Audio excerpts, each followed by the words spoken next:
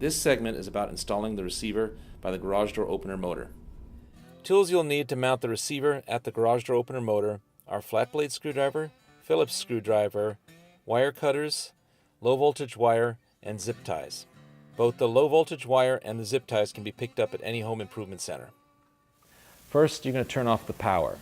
Next, you're going to remove the backplate from the receiver. You're going to attach the backplate to the garage door opener motor mounts. Then you're going to take the low voltage wires and you're going to connect them to the garage door opener motor. You're going to connect the wires to the receiver and snap the receiver onto the backplate. Then you're going to restore the power and look for the blinking light.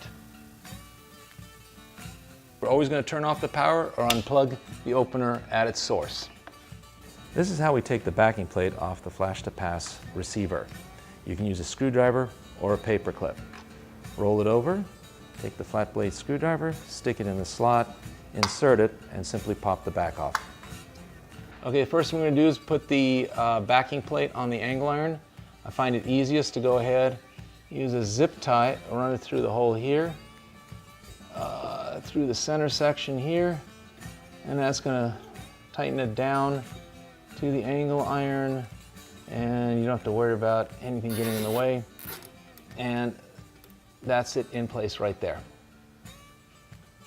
You might also want to go ahead and cut off the extra plastic here on the tail.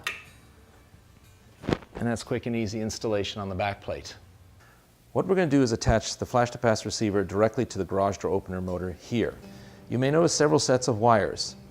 Several wires are going to be going to your reverse sensors at the bottom of your garage door. The other two will be going to the push button. As you can see, the reverse sensors have multiple wires, generally 4 wires going to them. Your push button will only have 2. This is where we'll be connecting the Flash2Pass receiver. Next, what you want to do is take your low voltage wire and you're going to run it through the back of the plate here, like this. Leave a little extra, run it down.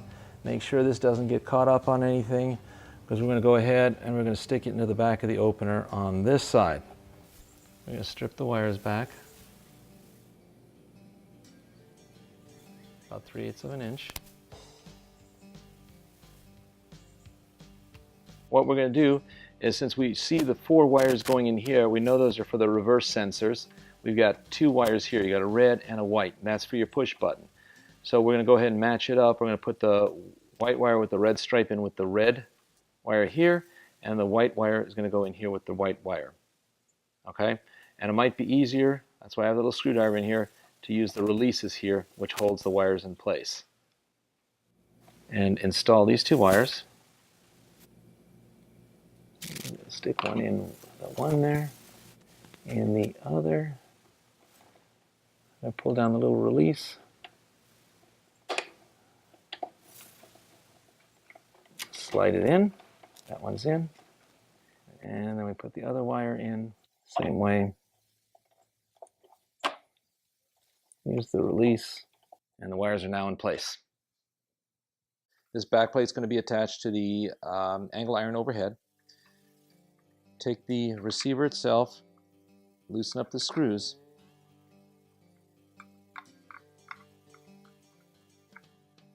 and if you notice on the back of the receiver it says red and white. So let's go ahead, although it generally doesn't matter, let's just go ahead and use the red and white references.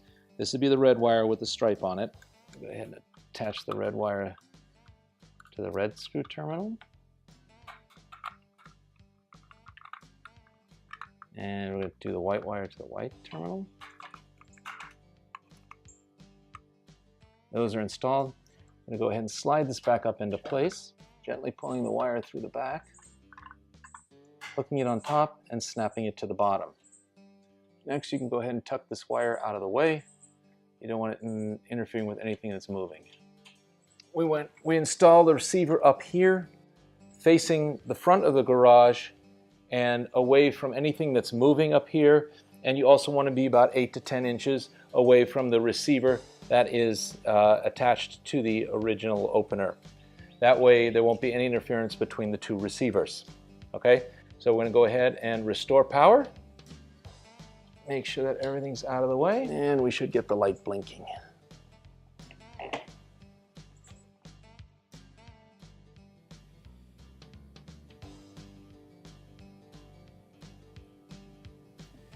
Thank you for watching this tutorial.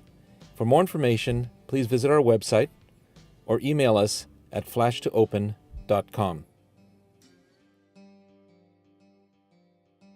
If you're installing the transmitter in a car or truck, please visit our website for further instructions.